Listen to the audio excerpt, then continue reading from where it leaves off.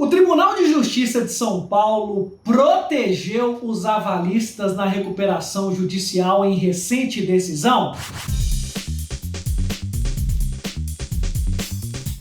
É sobre isso que nós vamos falar aqui na nossa aula de hoje, nessa videoaula. E se você gostou desse tema, deixe o seu like, compartilhe esse conteúdo. Se não é inscrito no canal, se inscreva e venha fazer parte dessa comunidade do direito empresarial com temas atualizados, interessantes e o que temos de mais novo e recente no direito empresarial. Ative o lembrete para que você receba em primeira mão esses conteúdos que são gratuitos para você que gosta do direito empresarial.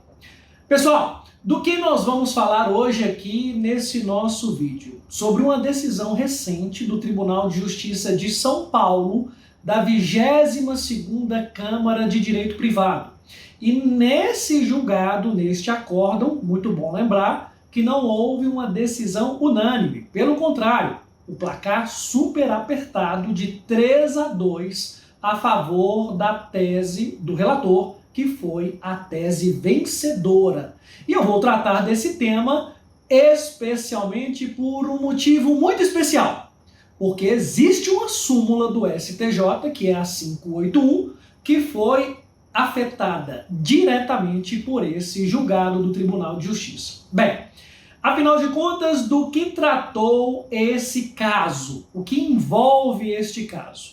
Nós temos, na origem, lá na primeira instância, um processo de execução de nota promissória que foi movida pelo credor em face de avalista da nota promissória. Veja, não estava executando o devedor principal, mas os garantidores, que são os avalistas dessa nota promissória. E lá nós temos a pessoa do avalista Eduardo. Eduardo, então, apresenta a sua defesa lá na primeira instância através dos embargos à execução e alega dentre outras questões, que aquela execução ela deveria ficar suspensa, ou seja, não poderia prosseguir em relação à sua pessoa embargante por um motivo especial, porque o devedor principal da nota promissória, já que ele, Eduardo, era só um avalista, mas que o devedor principal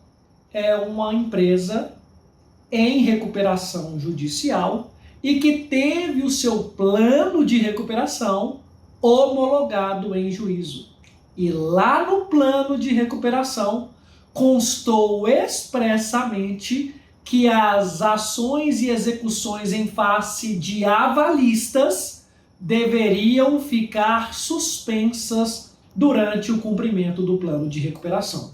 Então o Eduardo, naturalmente, ao apresentar a sua defesa, afirmou categoricamente, olha, veja só, essa execução não poderia ser proposta ou poderia prosseguir em face à minha pessoa, avalista Eduardo, já que tem o plano foi homologado e o plano constou que a avalista, ou seja, processos contra os avalistas, deveriam ficar suspensos. Pois bem, na primeira instância, essa tese do Eduardo não foi acolhida e o Eduardo teve, então, uma decisão desfavorável, já que possibilitou o juízo primeiro o prosseguimento desse processo de execução em face do Eduardo. E ele, então, apresenta a apelação, traz ao Tribunal de Justiça de São Paulo a mesma tese em primeira instância, dizendo, olha, tribunal, o que estão fazendo comigo?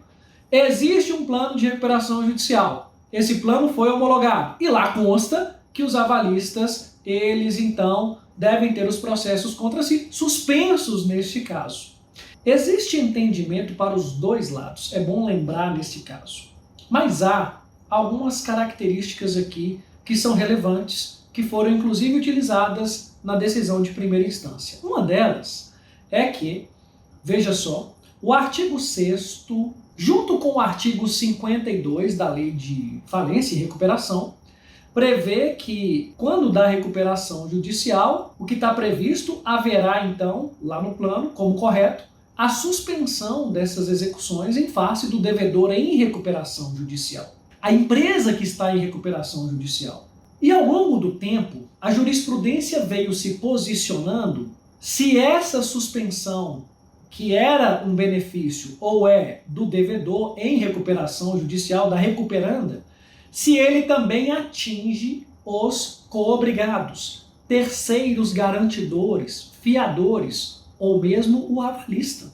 E em jurisprudência, chega no STJ sumulada, temos a súmula 581, que prevê claramente que a suspensão ela é da devedora em recuperação judicial somente à recuperanda e não se estende aos seus coobrigados, terceiros garantidores, fiadores, avalistas.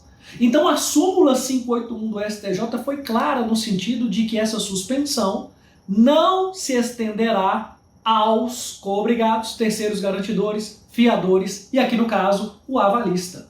Já sumulado, pessoal. Inclusive, trouxe para vocês o RESP, que deu embasamento à súmula, que é o 13.33349 de São Paulo. Acontece que após a edição dessa súmula, nós já tivemos a provocação do próprio Superior Tribunal de Justiça, no sentido de que, não obstante a clareza da súmula, mas caso o plano de recuperação, que é fundado em uma decisão provocada aos credores, e eles, credores, entendem que o melhor caminho é suspender essas obrigações quanto aos garantidores, que essa decisão dos credores é uma decisão soberana até a própria legislação e a súmula do STJ.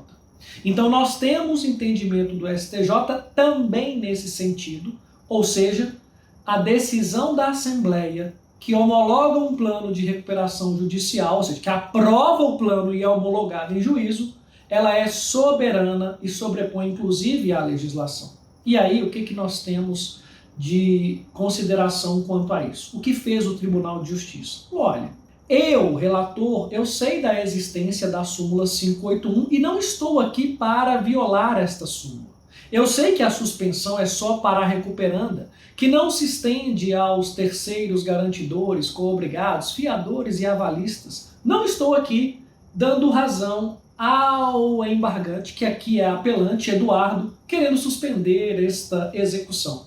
Acontece que o fato relevante aqui é porque houve a apresentação de um plano de recuperação. Os credores, inclusive aqueles credores que estão aí cobrando os avalistas, não se opuseram, não criaram obstáculo à aprovação do plano. O plano, então, constava que seriam suspensas as ações em face dos avalistas. Não houve, como dito, objeção. O plano é aprovado e, como foi aprovado, a decisão da Assembleia que consta do plano, ela é soberana.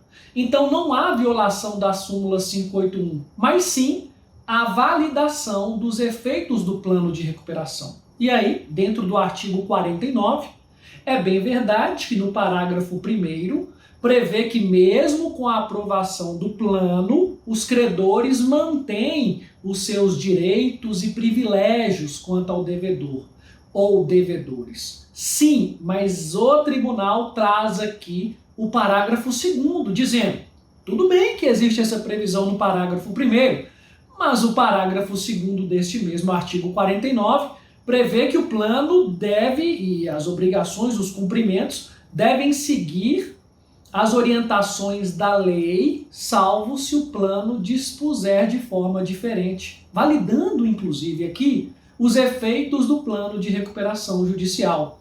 O tribunal vai além.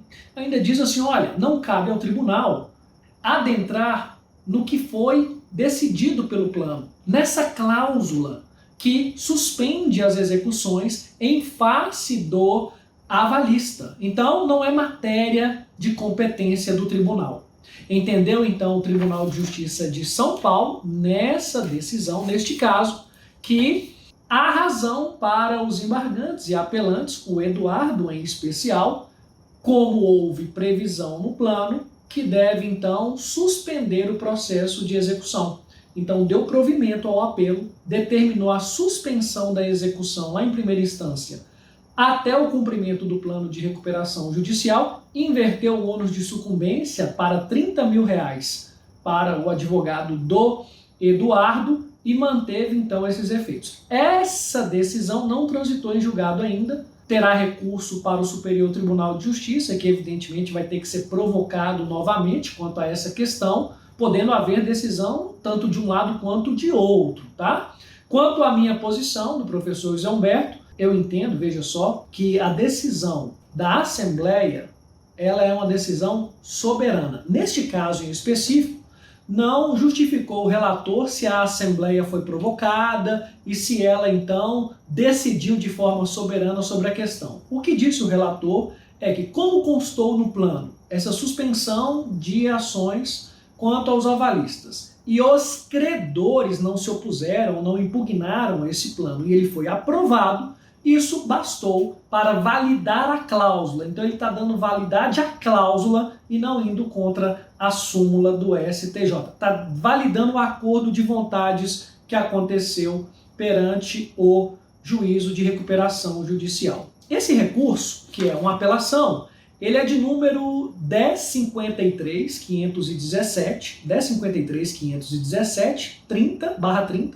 2019, 8260100, para quem tem interesse, basta acessar o Tribunal de Justiça de São Paulo em segunda instância, digitar esse número, tem lá o acórdão disponível. Então é isso. Aqui nesse vídeo nós trabalhamos na Lei 11.101, os artigos 49, parágrafo 1º e 2º, o artigo 6º, o artigo 52 e também trouxemos a súmula 581 do STJ. Matéria importante de prova, válida e que ainda terá grandes desdobramentos.